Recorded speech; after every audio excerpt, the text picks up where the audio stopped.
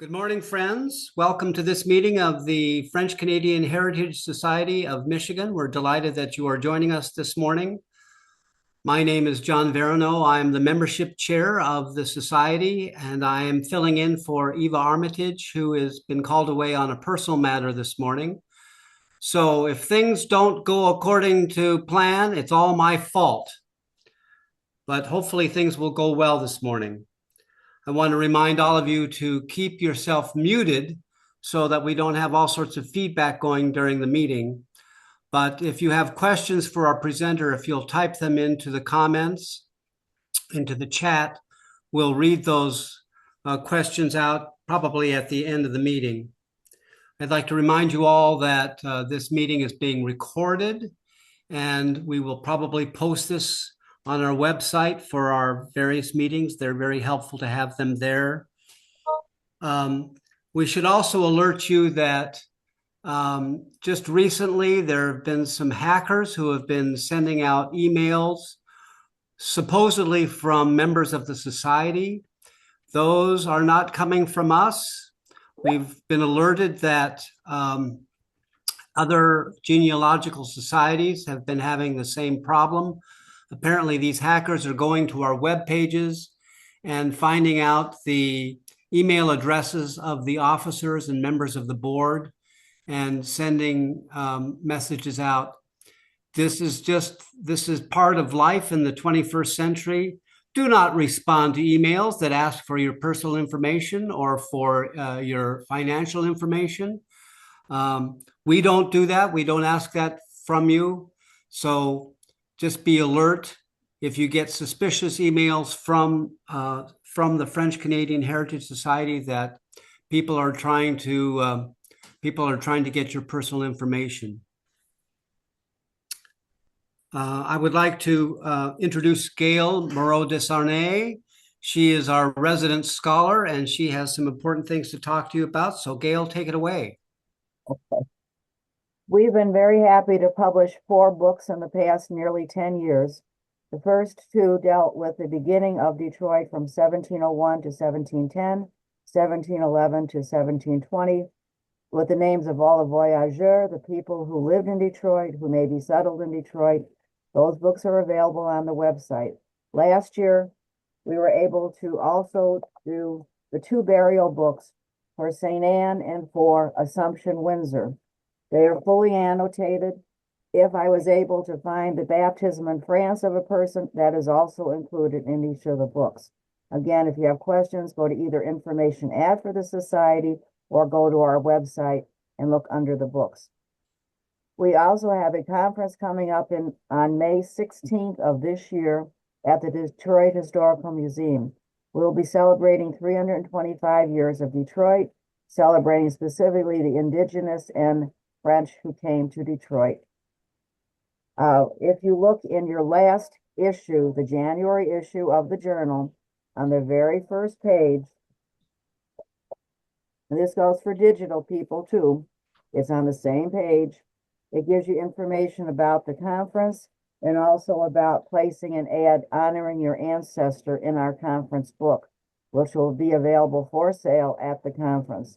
We intend to put a number of articles, Lorraine and I are working on them, into this book. So it won't be just ads, it will also be factual information concerning Detroit at the beginning.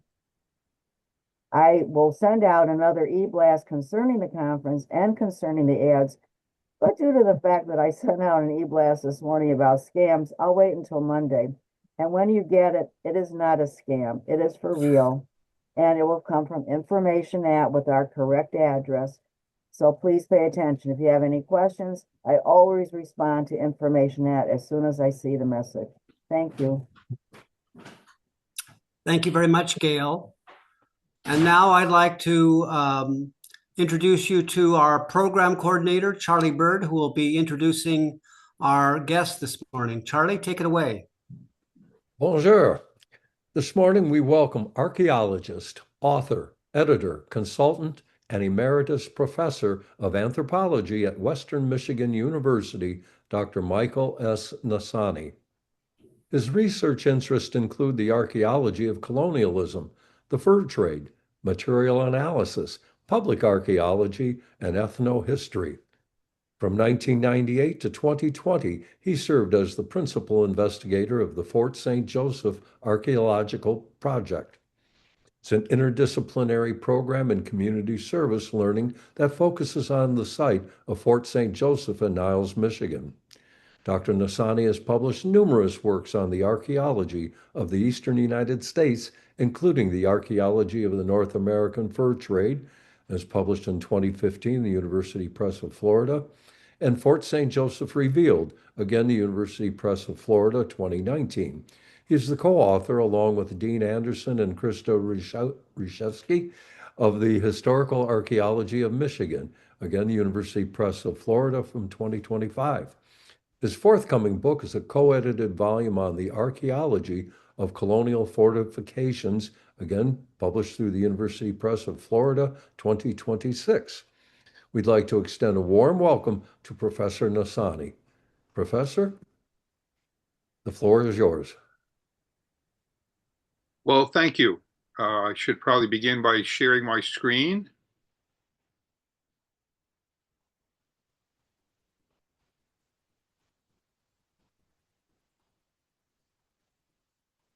How does that look?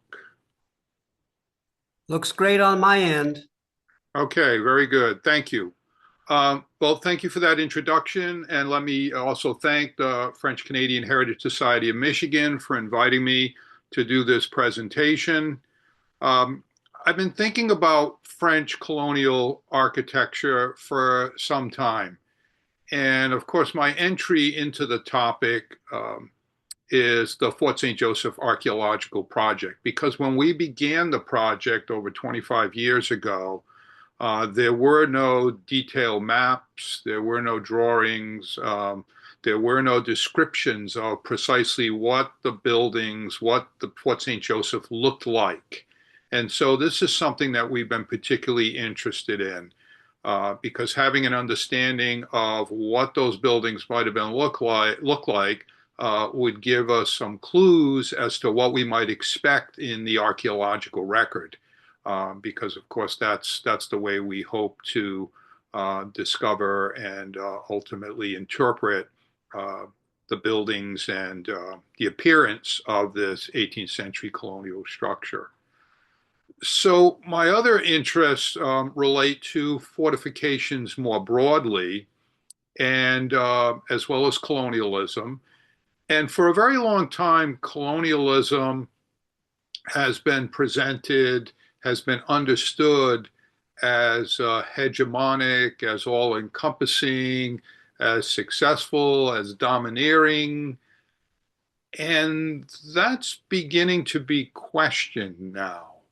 So even though it was presumed that various colonial ventures, be they English or French or Dutch or Spanish, sort of had their way, if you will, once they came at least to North America and to other parts of the world. There's greater recognition now being paid to the indigenous peoples and their ability to control local conditions, and the challenges that colonists may have faced, particularly in the early years when they may have been numerically fewer, and generally were working in an unfamiliar environment. So I've been thinking a little bit more about that. And just as I was putting this presentation together, I've come up with some, I think, new ideas about why French colonial architecture persists in the way that it does, and why the French insisted on building houses with which they were familiar. So here's my abstract, and just bear with me. Most of the rest of the presentation will be images and bullet points and so forth. But I think this sort of captures in some ways like an overview of what we're trying to get at here. And it comes as no surprise that humans have constructed shelters for millennia, right? And as products of human creation, structures Here we're talking about habitations for the most part, served as protection against the elements, predators, and enemies, right? But they also communicate information about their occupants. And this is my particular interest as a social archaeologist, trying to derive information about past cultures from material remains. So in our instance, in our case here, many of the construction materials are often perishable, just wood as an example, right? So archaeologists are left with material traces to ascertain how buildings were constructed, what they looked like, and the role they played in society. In other words, there aren't lots of buildings standing from the colonial era, although there are some. So I'll use examples of architecture in New France to demonstrate how shelters worked and why their styles persisted for some 2 centuries. So here's some of my talking points, one of which I guess got out of order. First off, I'm going to seize on the phrase, there's no place like home. And I want to talk about the way in which architecture, French style architecture, helped to assuage fear and anxiety in New France. I'll talk a little bit about the data sources that are available on habitation structures. And today, even though in some other work I've done, like Sheltering New France, I'll talk a little bit about that later, a booklet that we did under the auspices of the Fort St. Joseph Archaeological Project, where we looked at various types of constructions, barns, outbuildings, palisades, and so on, which are all architectural, of course. Today, I really want to focus just on habitation structures. And I'll introduce you a little bit as well to the origins of French Canadian architecture. Where does this style come from? And I'll talk a little bit about examples from the mid-continent, an area with which I am most familiar, but we'll allude to the St. Lawrence Valley, as well as the Pays d'Anneau, the upper country of the Great Lakes region, as well as the Illinois country, and even touch a little bit on the Caribbean, where the French also introduced their architectural style.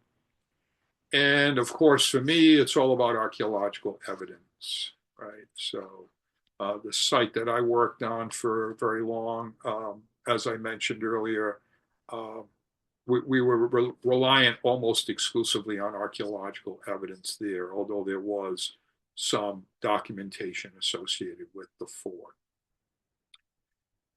So with regard to this no place like home, what am I getting at here? And there's some ambiguity actually to this phrase. I was recently had the opportunity to review the book, the new book edited by Karen Marrero and Andrew Sturdivant, Rethinking the History of Early Detroit. And one of the chapters by Chapman talked about Cadillac and the way he referred to Detroit as a terrestrial paradise, right? Devoid of indigenous peoples and ripe with the promise of fertile land, sure to yield bountiful crops. And so this was not uncommon discourse that was being created in the New World and being sent back to France and other colonial countries. Primarily for 2 reasons. One was to continue the support of the homeland for the colonial enterprise, and also to basically to ensure again this continued support and to attract subsequent migrants as well. Yet one can really question, as this author does, about whether this was a terrestrial paradise. As much as we may love the Detroit area today and in the past, it certainly posed some challenges. Because in fact, there was much to fear when colonists were far from their homeland. Even though the French generally got along with native peoples, this native peoples were still foreign to them, and foreign could create conditions of uncertainty.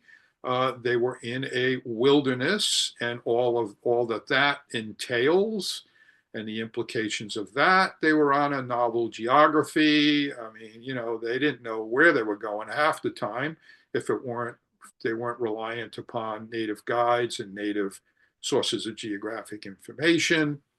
They faced a more severe climate than they had faced in Northwest Europe as well. And subsistence was always precarious, particularly in the early years. So there was lots to be afraid of and concerned about. There was a lot that created anxiety for colonists. So one of the ways I'm going to argue that the French sought to counter this anxiety was to reproduce old world living conditions. And one of the ways they did this was by creating familiar spaces to assuage the fear and anxiety of the uncertainty they faced. So I think that habitation structures were the most intimate spaces that colonists could construct.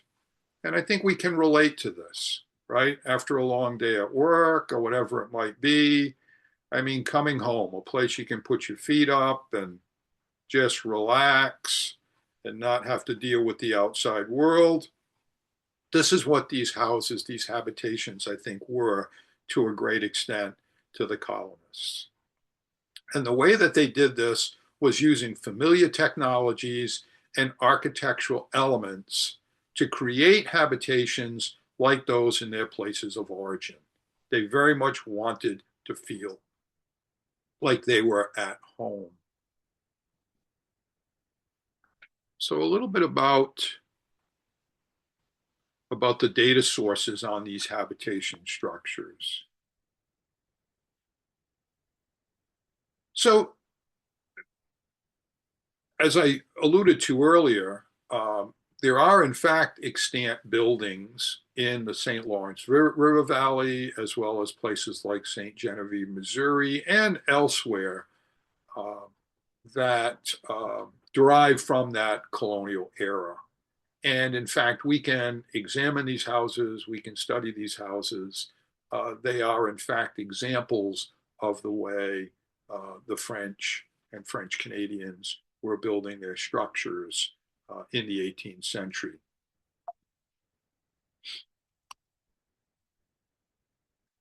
We can also consult documents, things like building contracts. Here I'm referring to like Peter Moog's work on building a house in New France. We can consult maps. I'll show you some examples of maps that show us what buildings look like, drawings of these buildings, as well as ships' manifests can also be useful. They may detail, for example, shipments of nails, for example, or window glass and so on, which tells us something about what these buildings look like. And of course, there's archaeological evidence. Right? We can look at configurations of foundations, foundation walls, configurations of posts set in wall trenches. We can look at construction materials as well as hardware, and I'll show you some examples of these. We often find window glass at some of these built structures in association with some of these structures at French sites as well. Again, these are the types of materials, and I recall when we first had identified Fort St. Joseph, and we were talking to folks, other archaeologists, about what we had found, there was the possibility that what we were looking at was a native site that had lots of European imports. But when we told people that we were also finding nails, then they immediately became convinced for some reason that in fact this was a French colonial settlement. So these are not the sorts of things that you find on native sites. So in regards to the origins of French Canadian architecture, these so-called half-timbered forms derive from Northwest Europe. And these are buildings from, particularly the one in the center there, is from Strasbourg, France.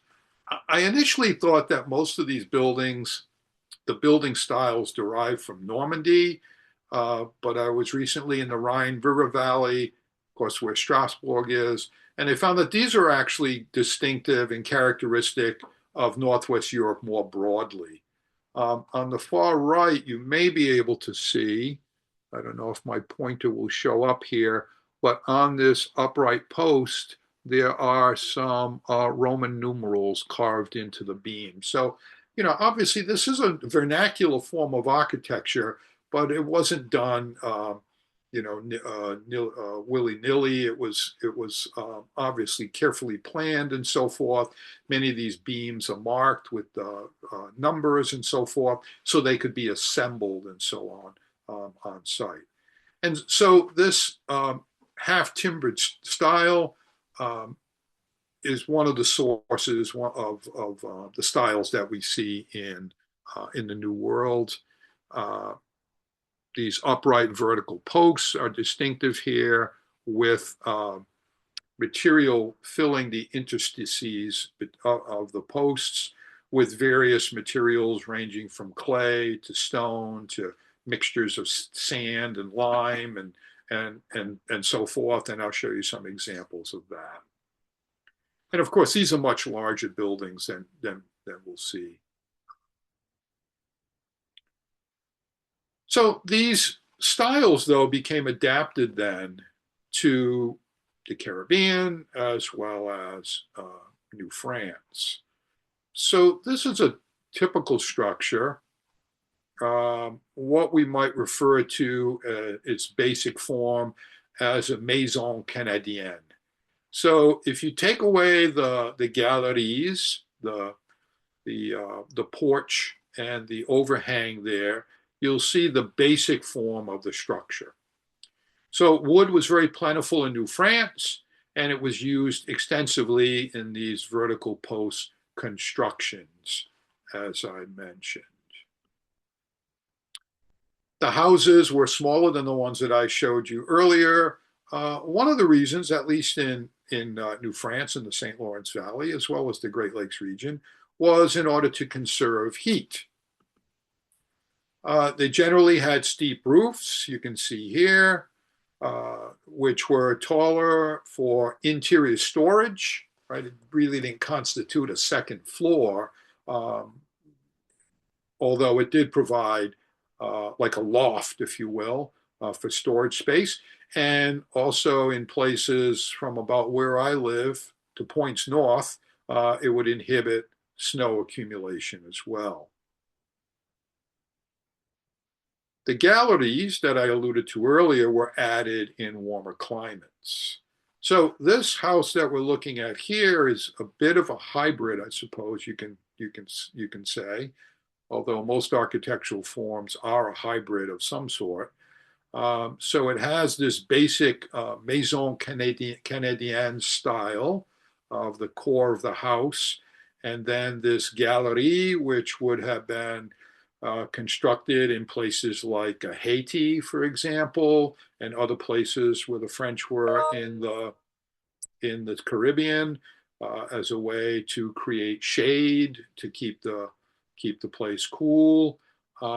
And so anyway, this is a house from the St. Louis, St. Genevieve area. So it's a bit of a hybrid of this Caribbean form, as well as this Caribbean addition to the basic Maison Canadienne form. And here's like a bit of a cross section, if you will. Let me go back here. I don't want to jump too far ahead. This is a model of a typical Illinois country house. I think it may in fact be the same house as the one that I just showed you, or certainly one very, very similar. So you can see some of the roof elements have been removed, so that you can kind of look at the house. You can see to the left of the core part of the building, the vertical upright timbers. On the right, they're covered with some kind of a whitewash. And then, of course, the porch or the gallery as well. And again, this comes from the St. Louis area. And here's a plan view of a house in St. Genevieve. So these are very small, fairly small houses, although this one larger than most. I'm actually looking at the scale right now. It's maybe on the order of maybe 10 meters by, let's say, 6 meters or so. The houses, as I'll show you later in Fort St. Joseph, are even smaller than that. This one does have 2 rooms, as you could see, and what look like 2 fireplaces. So one here and one here. This is showing a staircase, maybe going up to an upper loft. I suspect that this area here to the right would have been the sort of the living, cooking area, and then probably the sleeping area to the left here. Again, structures like this, rectangular in form, in some instances might only have one fireplace and will just be one open area even. So again, very limited amounts of privacy. But again, these are meant to accommodate a small nuclear family on the order of whatever, generally a husband and wife, and then their offspring. Families might range anywhere from 4 to 10 children, although 10 would certainly be on the upper limit. So in terms of the persistence of this practice, on the left here, I'm just showing you in detail. My cursor is very sensitive today. Showing you in detail these two sort of basic forms. And the image on the left, there's 2 models. The one shown on the right there is the Pateau en terre style. So these are posts that are just set in the ground, right? So they might have been often placed in a wall trench. So a trench could be dug.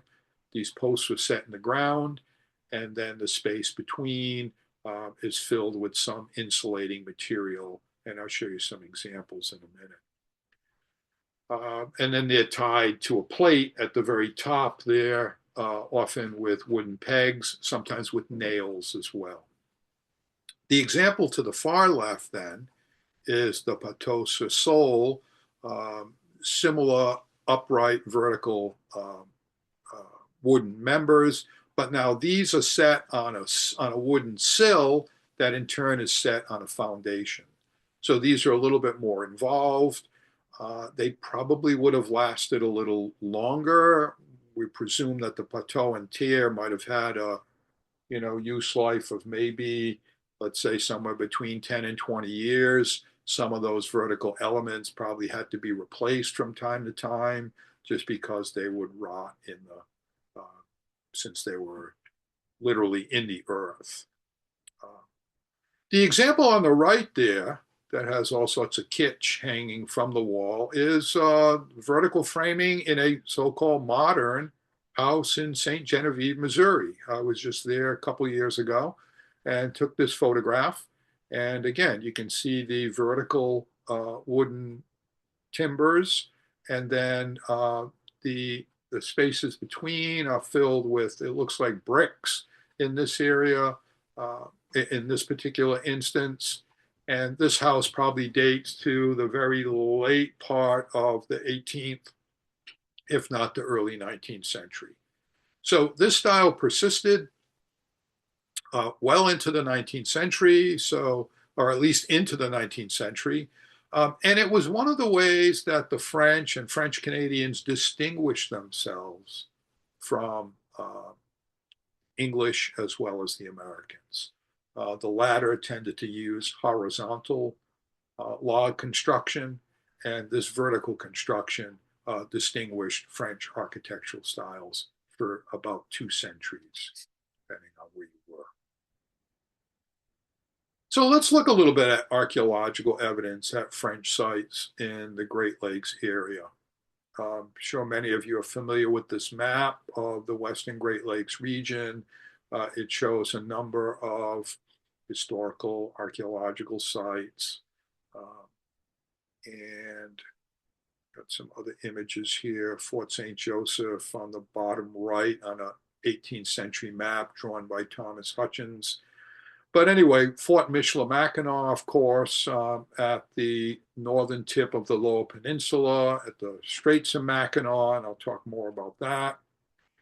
Extensive archaeological work done there. Many, many buildings have been identified, and many have been reconstructed as well. And I'll show you some examples. Fort Weohtanon, extensive work was done there in the mid-1970s by Michigan State University, and work continues there. It's now an archaeological preserve of the Archaeological Conservancy, and a number of buildings as well as the Palisade Wall has been identified there. Of course, Fort Pontchartrain there, where you are in Detroit. Unfortunately, there is really no archaeological evidence of that particular site. There are early maps that we can use to discern what building forms look like, and those can be useful. I know many of you are probably familiar with those. And then, of course, Fort St. Joseph. So we show you a map there on the bottom right that was drawn by Thomas Hutchins in 1778, showing Fort St. Joseph. But of course, that map is not nearly detailed enough to discern what any of the buildings at the fort looked like. Fort St. Joseph was occupied by a commandant, 8 to 10 soldiers and officers, a priest, an interpreter, several blacksmiths, only one at a time, but and about 15 fur traders and their French, Canadian, French, and maybe 1 or 2 native wives as well as their children. So these places were, even though they are forts, they had military installations. They also were occupied by civilians as well. So at Fort St. Joseph, we've been able to recover materials that reflect domestic, commercial, religious, as well as military functions of the fort. And some of those objects are shown here. Domestic objects like an awl and these scissors and straight pins. We'll talk more about this little concentration of beads here in a minute. Little bits of copper, sheets of copper and old copper kettles that have been cut out and repurposed, as well as religious paraphernalia, the medallion here, that's actually a reproduction of the medallion that was found at Fort St. Joseph, as well as evidence of cloth, extensive evidence of cloth in the form of not only straight pins and scissors, but also these cloth seals shown in the bottom center.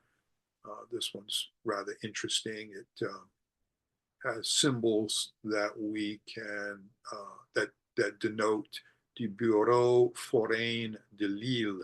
So these are from the office of the inspector in the city of Lille of France. And then on the right center are a couple of military buttons, but I refer to those last because of the some 100 or 150 buttons recovered from Fort St. Joseph, there are really only a handful of military buttons. So we don't think that they were actually, the military were actually occupying the area of the site that we have been examining. So this is the area of Fort St. Joseph where we've been working, and we've been identifying a number of features. So these might be foundation walls, they're posts, they're fireplaces, they are constructions on the landscape that have some permanence, if you will, unlike artifacts, which are more mobile, like the objects I just showed you. And so on the basis of the locations of those fireplaces and foundation walls and the like, we've been able to extrapolate, if you will, and this is work that I've done with one of my students, Erica Hartley, whose thesis focused on the architecture here. We've been able to identify about a half a dozen structures at Fort St. Joseph. And these are, as I mentioned earlier, a little bit smaller than the house we showed, that I showed you earlier. These are maybe on the order of 5 or 6 meters by 3 or 4 meters in size. So you can figure maybe the size of like a medium-sized bedroom, if you will, depending on where you live, I suppose. Here's an example of one of these fireplaces. These are quite formidable. Those stones are about the size of large watermelons. You can see them carefully placed in a configuration that would sort of reflect the heat of the fire into the building. You can see in the foreground orange or reddish or oxidized soil along with ash. There's evidence of some charcoal there as well. The point is that the construction of this is meant to be extremely permanent, right? I mean, when you go through the effort of building something like this, you're not going to get up and leave 6 months later, right? So these structures are extremely permanent. I show this little concentration of beads because these were the beads that we found in front of this fireplace. Not quite in that little pile, they were scattered about. But this is telling us that someone was sitting in front of the fireplace, embroidering beads onto a garment or onto moccasins and so forth in front of the light and heat of the fire, probably on a cold February evening like we're going to have here in South Haven tonight. And that these buildings are in fact habitation structures where French Canadian men, women, and children lived, and where they performed activities such as cooking and crafting and so forth, and where they slept. So these buildings that I showed here are probably all habitation structures, with the exception of one which may have been a workshop area of a blacksmith. Not quite certain on that, but it's certainly possible in that area of structure 4, structure 3. One area might have been his habitation, the other a workshop. So here's more elements of that first house, house 1, that I just showed you the fireplace. Not far from the fireplace is this foundation wall that you can see here on the left. You know, a simple line of stones, but we got quite excited about this because this is really the only foundation wall we've identified to date. But it was exciting for a number of reasons. First off, those stones are all in a row. Secondly, some of them are stacked on top of each other. And third, you might be able to see there's like some white residue on some of these stones. And that's a mortar that would have been used to adhere, for the stones to adhere to each other. And then this continues along here, but stops here. And in this area, there is an upright post. You'll have to take my word for it, but here is a better example that I think is quite clear. The exterior of this post is actually preserved. So that's a 250-year-old post that's been preserved in the ground. And not coincidentally, that actually marks what we think is the corner of the building. But what was interesting to us about this is that this indicated to us that there were both Poteau en terre as well as Poteau sur sol architectural styles used in the same building. And in another house, not far from the first one, actually in house 2, we're actually digging underneath a tree stump. You can see the tree stump is to the top and to the left of this image. And the center of it is just above. But this wooden element is going at a different angle from the tree. It's not part of the tree stump. It's actually what we think is a hewn piece of wood that in fact may be a door sill. and its configuration is consistent with the orientation of the buildings that we just showed. And let me show you another example here. So here's a bit of a composite, if you will. Actually, this is actually house 2. So you can see here there is a fireplace here on the right, and there is that architectural beam here, and we've extrapolated these house boundaries on the basis of house 1. So we think that these were fairly similar, kind of modular, if you will, in size and style and so forth. There were a number of them that were oriented to the river, and they were not, although they were in close proximity, we don't think that they were connected with each other, and I'll suggest the significance of that in a minute. So here's a composite artist reconstruction drawn by one of my former students, John Cardinal. So it shows the foundation, the stone foundation, a wooden sill, the vertical upright timbers, as we mentioned. We've added these little hinges. I'll show you an example of one that we recovered archaeologically. And of course, what remains unknown to us is the roof, and that's why it's reconstructed on a snowy day. We don't know exactly what the roof would have looked like. So as I mentioned, nails, the significance of nails, lots and lots of nails at Fort St. Joseph. I mean, these folks are using nails in the construction of their houses. There's no doubt about that. Here's that strap hinge that I mentioned earlier. What's interesting about this, not only is it complete, but it has a series of nails in it, and the nails are clenched or bent at the other side. And so we were able to estimate the thickness of the door on the basis of the way these nails were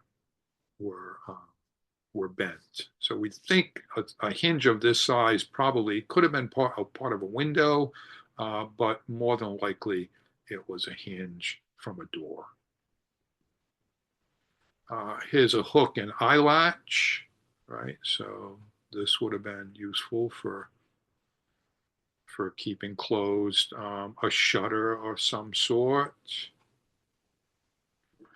And we've been looking forever for the key to Fort St. Joseph, pun intended, and now we found it. So the significance of this is that there were goods, there under a lock and key. There were, whether this was part of a chest or whether this was actually part of a door. We have found a key holder scutcheon.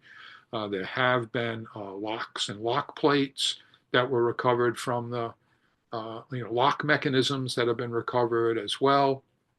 So I don't know to what extent security was a concern, but people were locking their doors on occasion, and they needed keys to open them.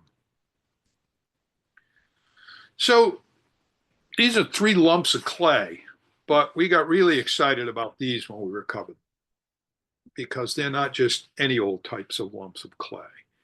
If you look at the one on the left, you can see that it is concave in appearance here. So that suggests to us that this clay, first of all, this bousillage was used in the spaces between upright posts. And the fact that this is concave here suggests to us that this was placed up against a post that was not hewn, but it was rounded. You can also see little bits of places where there were bits of straw that were burned away. So this clay was mixed with straw in its use, in its construction. And then on the exterior here, on this piece on the right, you can see, some whitewash. So this would have been a mixture of lime and water that would have been placed on the exterior of the building, as I showed you in one of the earlier structures and so on, as a way of retarding to some extent the dissolution of this material It is clay after all. If it got wet, more than likely it could dissolve. It could wash away. So this is a way to try to hinder that process and so forth. And it wouldn't be uncommon to have to replace bousillage on a regular basis.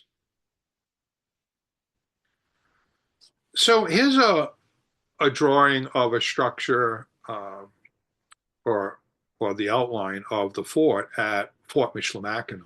And I show you this for a couple reasons. What we're looking at here are multiple palisade walls. When the French were first there, they palisaded a fairly small area and they expanded it the 1730s, then they expanded in the 1740s, and then the British expanded it in 1760 or so. But you can see individual French traders' houses here. And I don't know if this is necessarily the case, but it might be, I surmise, that earlier French traders' houses were individual structures. And over time, these were attached, if you will, and constructed in a row house style, although this may also be a row house here. But at Fort St. Joseph, we don't appear to be seeing row houses. We're seeing individual structures. And I'll tell you a little bit more about row houses here in a second. But let's look again at one of these individual structures at Michilimackinac. You can see, similar to Fort St. Joseph, there's a large concentration of stone. This is the fireplace. It shows up a little more simply here. This is the same building, but just drawn, showing different elements. And I want to show them both to you because they show you us different, excuse me, different architectural details. On the left, we can see individual posts set in wall trenches.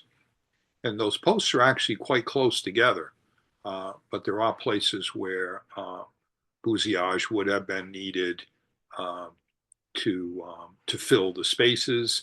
And then on the right, you can see also those wall trenches. They show up also on the left, but you can see those wall trenches. It looks like there might be also some storage areas. So these are not really cellars per se, although I suppose you could think of them that way. They are pits or storage areas that would have been constructed. They would have served to probably inhibit freezing and so forth, and just to store various foodstuffs, maybe similar to a root cellar and so on. And here's some of the row houses at Michilimackinac. So some of you I know have been there. This is the most recent one on the top right that's been reconstructed. This one's now devoted to the interpretation of the fur trade. And you can see that same building here. It's not weathered in the same way the others are because it's might be weathered by now. It's probably 5 years old now. And then we can see, obviously, you know, some of the other buildings here. There was a church, there was a powder magazine. But these row houses are all habitations. And so they're individual sort of condominium style building styles. But again, vertical post architecture, steep hip roofs, these are French Canadian style buildings. We want to make it look like home. So back to Fort St. Joseph. Did the French adopt any native practices? Well, I think you know the answer to that is, of course. So we know at Fort St. Joseph they adopted subsistence practices.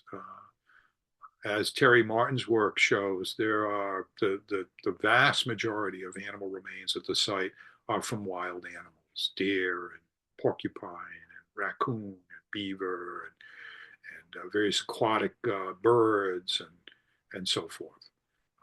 We found evidence of maize there as well. So this is a native product. I mean, we're not finding wheat, we're finding maize. They adopted birch bark canoes for transportation. We know this. It's a very efficient way of getting around in the Great Lakes region. They adopted various sartorial styles, ways of dressing, right? They adopted moccasins. Moccasins were very comfortable, right? Very useful to wear when in a canoe, as opposed to shoes with hard heels and so forth, hard soles, right? As well as various adornments. And I think one of those adornments is shown here. This is a little nose bob. It's incomplete. There would have been a little conical shaped ornament dangling from it here, but these were probably worn by both natives as well as the French. But as best as we could tell, they did not adopt native architectural styles.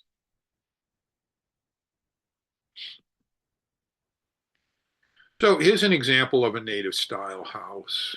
This is a photograph that I took from a site in Wisconsin. So the construction techniques you might know here are a series of bent saplings, right? That might be on the order of 2-3 inches in diameter, set in the ground, maybe a foot or so, and then bent towards the apex of the structure. They would be lashed there.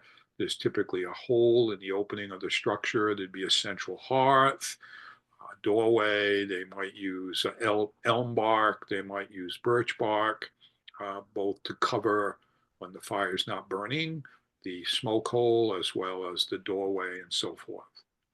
Ethnographic accounts tell us that women could roll up the birch bark, take down the saplings, and cart these things to their next settlement. Right? These were clearly less permanent, yet equally functional structures. These were designed for greater mobility, unlike the French buildings, which were designed for permanence. So with native lifeways, these were extremely efficient structures. In the case of the French, they chose a different architectural style, more in keeping with their values. Some concluding thoughts.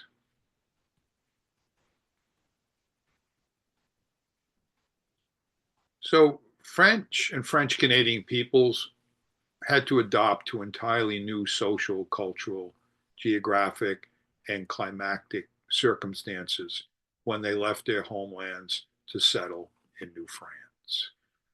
Right? We're not in Kansas anymore, right? We're not in Marseille, we're not in La Rochelle, we're not even, we're not in France anymore.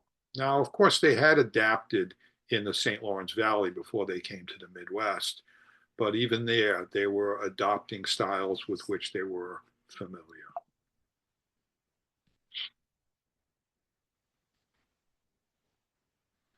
But the French and French Canadians made pragmatic choices.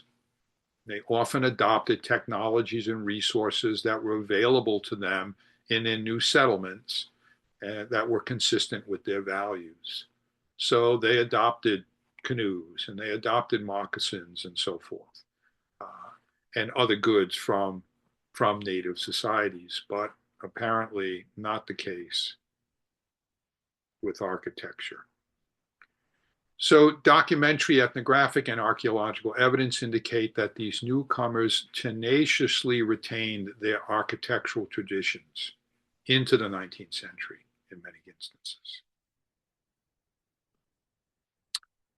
So what I've argued today is that French immigrants sought to create intimate spaces that reminded them of home, while they probably spent little time indoors in reality. They nevertheless employed technologies and architectural styles to construct shelters to which they were accustomed. They wanted to build places that reminded them of home. And architecture, as it turns out, is a rather conservative aspect of culture that worked to assuage any fears and anxieties that the French experienced. familiar living spaces, the ones they were constructing, helped them to feel at home, even as they were an ocean away from their homeland. So archaeology demonstrates how the French used the material world to create familiar, intimate surroundings in the face of conditions that could be uncertain, precarious, and might even lead to loneliness. Right? Who amongst us, when in a foreign place, hasn't experienced some nostalgia? So let me thank the many people that I've worked with over the years who have supported my studies in French colonial archaeology. And if you want to learn a little bit more about architecture in New France, you can go to this website, or you can just look at the Fort St. Joseph Archaeological Project website and go to the resources section and look at our booklet, Sheltering New France. Thank you for your interest. That's my argument. I'm happy to entertain questions. Well, let me read some of the questions that have come in. The first thing is there a handout for the presentation? No handout today. There you are. Next question. Is there evidence of the construction methods for the roofs or the trusses? So from an archaeological perspective, I can't tell you much about that because generally what we find is evidence of the footprints of the buildings. However, in these buildings in St. Genevieve, which are constructed probably very similarly, they're the ones that which I'm most familiar, very similarly to those that we found at Fort St. Joseph. Right, you can go up into the attics and you can look at the Norman truss styles and so forth, and the ways that they built those roofs. Again, generally steep, steep pitched hip roofs, and that's all pretty well documented for places like St. Genevieve. Thank you. The next question is, what would the purpose have been for creating a home with both pardon my French here, poteaux sur sol and poteaux en terre forms of construction instead of just using one or the other? Yeah, that's interesting, and we're a bit puzzled by that, but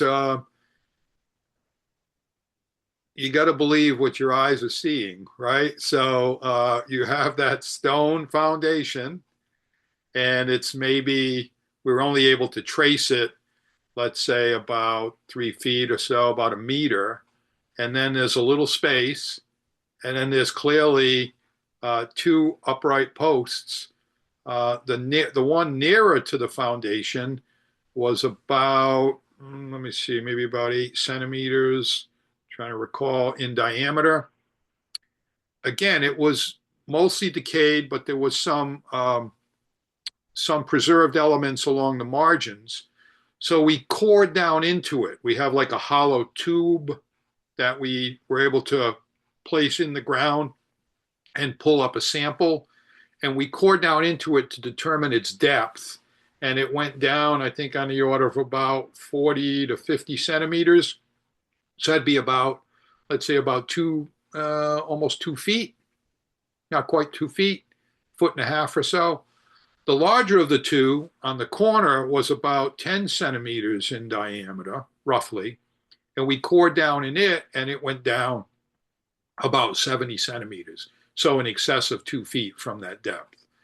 So, why that was, if that was structurally more secure to place a post in the ground at the corner, I couldn't be certain, but more work would need to be done to see if that's just distinctive of that particular house, or if that was typically used in other houses as well.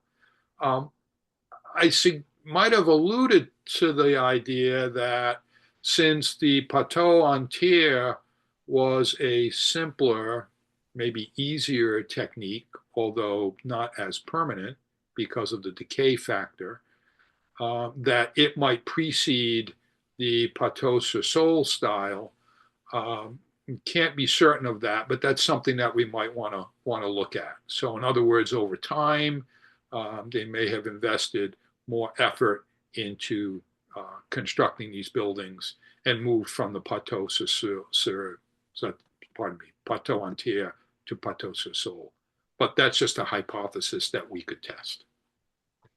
In that particular house, follow up on that, were the two types of foundation dated? Were they done at the same time, or? Yeah, well, that's raising the question there. Are they sequential? Again, as best as we could tell, they look to be contemporaneous. They look to be dated to the same period, and because they're in a direct line that way, they look like they were associated with each other. And as I said, maybe a technique where they're just anchoring the corners of the building with these posts in the ground, and then they're using these foundations elsewhere. The other way we thought about these foundations is that they're not based on what we saw in that one segment there, these are not substantial foundations. We could almost think about them as the way if you were just, building a shed and you wanted to like prop up parts of the shed with a few stones here and a few stones there. It's sort of like that. These are not continuous necessarily stone foundations as we illustrated in that artist's reconstruction. I mean, that's probably a little more formal than the actual foundations would have been. And again, we've excavated around a number of these structures and have not found any other foundation walls like that. And even the posts themselves are few and far between. These are, if these wooden architectural elements were still useful, they could have been reused as well. And so that's another challenge that we face. But the work continues to learn more about architecture at Fort St. Joseph. We have another question. Have you seen evidence of lime kilns for the whitewashing near these home locations? No evidence of lime kilns that we know of. I don't know too much about the technique of producing it. My sense is that there is a good bit of limestone on the site. So some of this was brought in maybe as construction material, maybe as raw material for producing this whitewash. I think if lime is burned, it becomes fairly friable, rather crumbly at that point, and that it could be mixed, after it was burned, it could be mixed with sand and other materials and so on to produce a fairly simple type of cement, I suppose you could call it, but or mortar, I guess would be more appropriate. It's not really cement. It'd be more like mortar to bind these stones. We also do find this mortar, which might be similar to this whitewash, except maybe in slightly different proportions of raw materials adhering to those stones in that foundation. But how exactly they were making that and where they were doing that remains unknown. Okay. The next question, how were the Fort St. Joseph buildings identified in the field? Did you use ground penetrating radar, test pits? Were there surface indications guiding you? Good question. So no surface indications guiding us because for those of you who have been at the site, you know that over about the last 120 years or so, river sediments from the flooding of the river have covered the site with anywhere between 20 to 25 centimeters of alluvium. So about a foot, if you will, of alluvium. So the surface of the ground is fairly flat. We did employ geophysical techniques a whole range of different techniques. We tried electrical resistivity, where we passed a weak electrical current beneath the ground and measured the amount of resistance to that current. Because the site is so wet, everything was conductive, almost nothing was resistant, and so it wasn't a very useful technique. But we had much greater success with magnetometry. So, for example, a magnetometer can measure the magnetism of the Earth and any modifications that ferrous objects can have on that magnetism. And those stones that I showed you in the fireplace that were repeatedly heated, you saw that orange oxidized soil and so on, those stones are magnetized. So the magnetometer detected those stones. And we also had a good deal of success with ground penetrating radar, because those stones, of course, are much denser than the surrounding soil. And so when the ground penetrating radar, when the sound waves hit those stones, they immediately reflected back. And that's how we're able to identify a number of those. And then, once we identified parts of a building, then we're able to sort of trace out then other parts of the building. Once we were able to determine that, in fact, we were dealing with this sort of modular 5 or 6 meter by 3 to 4 meter sized house, and so on. So that kind of guides further excavations as well. The next question. In Quebec, there are some homes still in existence from around 1700. Are there any in the Midwest Great Lakes area still in existence?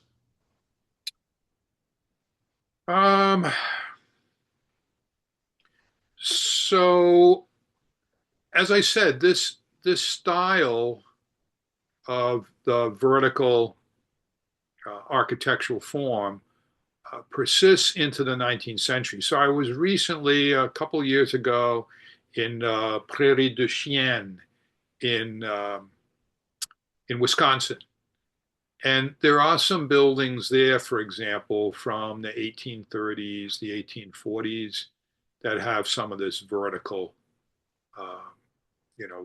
vertical posts and so on. I mentioned the houses in St. Genevieve. They're probably the best example, actually. So obviously the 1840s is not 1700. The ones in St. Gen date to about the 1770s, 1780s, I think, 1790, about the oldest ones at that point. But St. Gen has the largest collection of standing, extant French colonial style buildings in North America outside of Quebec City. But there are none in Niles. There are none in Mackinac. There are none in Detroit. There are very few and far between. Thank you. The next question. Could the geology, riverine sands, etc., affect a mix of structural styles? The geology affect the mix of structural styles? Well, I make the point that the French are trying to build their houses in ways with which they are familiar, to create spaces that made them feel like they were at home. And they did that by, I didn't mention window glass, right? We found lots of evidence of window glass. So their windows had glass. They're they're using nails, as I mentioned. They're using pintles and hinges and so forth. But for the wood, they're not importing wood.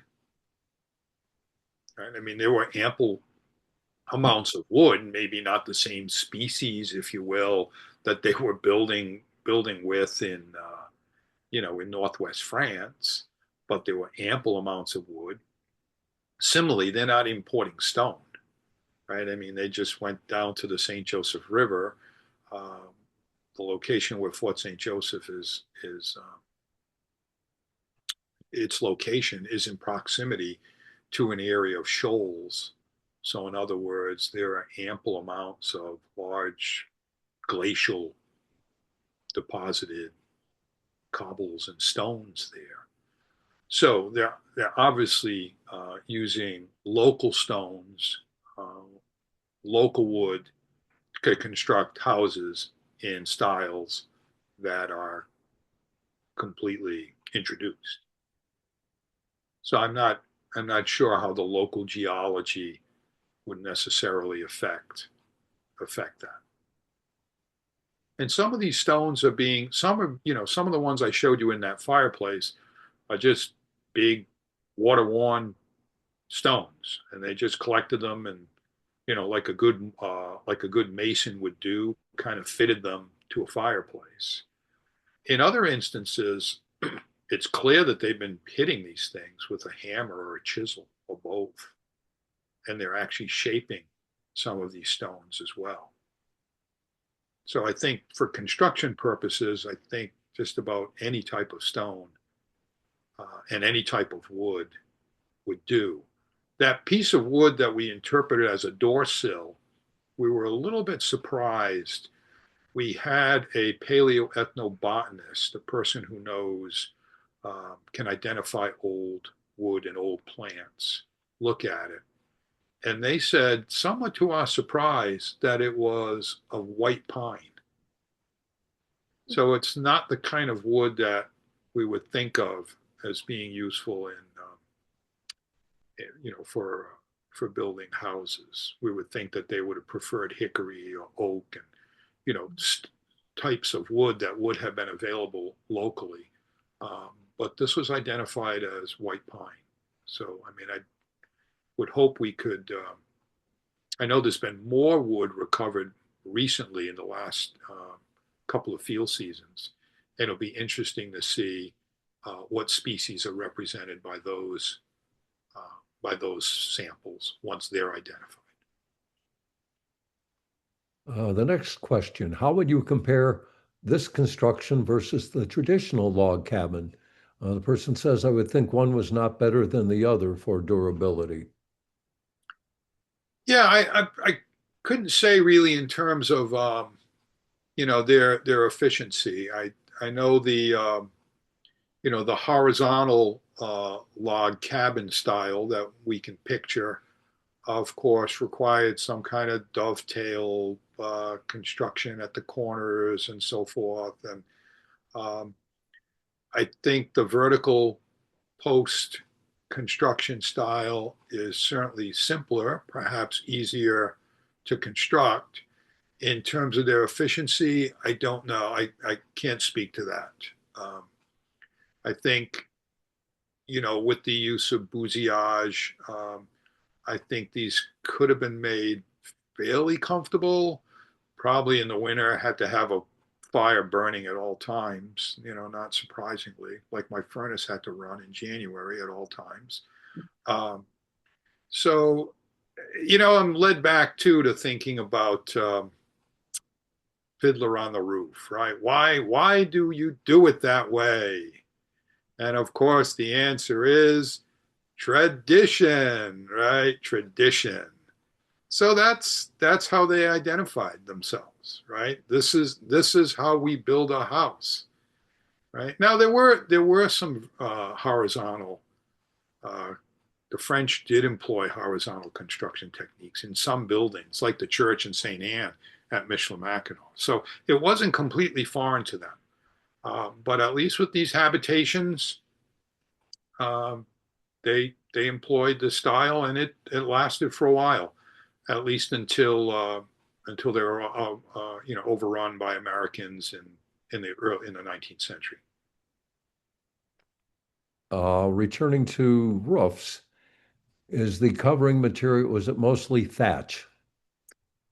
Yeah, see, we don't know. In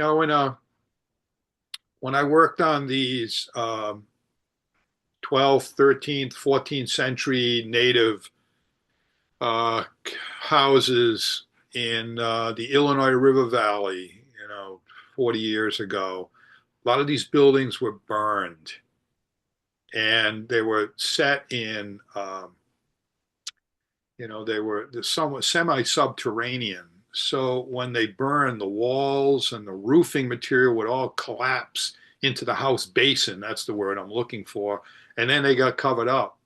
So, the lucky archaeologists working on these structures years later uh, would encounter the wall, parts of the walls, the wattle and daub architecture, the weaving, upright posts, the weaving of the smaller uh, sticks in between those posts, any daub that covered that, and then even some of the roofing material like thatch and so on. But to date, we haven't really recovered anything like that. I think trying to recall now, some of the documents, though, are suggesting to us that they may have used that. They may have used some kind of shingles as well. But again, that's fairly labor intensive. They don't have sawmills or anything that are available to them. Um, so it wouldn't be unusual. Now I seem to recall that some of these buildings could have even been covered with elm bark, right? So elm bark was used on native style structures, and these could have been placed. Elm bark could have been placed on the roof. It's quite durable. If you know how to peel it off the tree, you can get good sized pieces of it, and it could have been used in an overlapping style, and it would have served to keep the occupant dry to a great extent. Member Elizabeth Bornido mentions a few old French-style houses. One at the Tremblay Center in Bay City, the oldest French-built structure in Bay County from 1834. Oh. The Navarre Trading Post in Monroe, Michigan, late 1700s, and the McGulpin House on Mackinac Island. For those who are interested in that. Yeah, thank you, Elizabeth. Yeah, how did I forget the Navarre Trading Post? Right. Now it actually has horizontal members. Ah, okay. It's horizontal log construction. We have another question, though, and that is, was the site on Green Bay disturbed by the Pestigo fire in October 1871? Oh, I wish I could say more about that. I don't know much about the fort at La Baye. Sorry to say. Okay. I noticed when you showed the graphic with the native house, how much it resembled a geodesic dome. It was, they were sort of ahead of their time. Their culture was advanced. You're absolutely right. And when you mentioned a dome and that shape, it's actually akin to an arch. Mm-hmm. And what is the strength of an arch? Mm-hmm. There is no stronger. So kudos to those folks, eh? Yeah. I have one question, and then it's the last of the questions that are on this list. When it comes to sleeping arrangements, you have a one-room house. Pretty much, did they, actually go with beds for the boys here, the girls there, and the parents here, or did they separate them at all with blankets or whatever, or was it just very much a group sleeping arrangement? Yeah. So again, I can't give you a citation for this, but I think what I seem to recollect is that adults could have slept on the ground floor, and then the loft could have been a space for children to sleep. Certainly would it, heat rises, it would have been warm up there, and so that would be my sense of it. But these are tiny spaces, and they spent most of the time out of doors, and these were merely shelter from the elements, and a place that they could call home. Well, there have been numerous comments about people thanking you for your enjoyable present and informative presentation. But that was the last of the questions. So let me say, on behalf of the French Canadian Heritage Society, thank you for your time and presentation today, Professor. You're, of course, welcome to join us again. Our next Zoom presentation is scheduled for Saturday, March 21st at 11 a.m. Great. Well, thank you. Thank you, Charlie. It was a You're welcome. pleasure to be able to address your group. And, in just scanning, I recognize a lot of familiar names here. And thank those of you who joined and those of you who are new to us. And do come and see us at Fort St. Joseph the first weekend of August for our annual open house. And if you let me know you're coming, we'll give you a private tour of the site when you get there. Oh, fantastic. Fantastic. Well, again, Thank you, Charlie and Dr. Nassaney, for this great morning.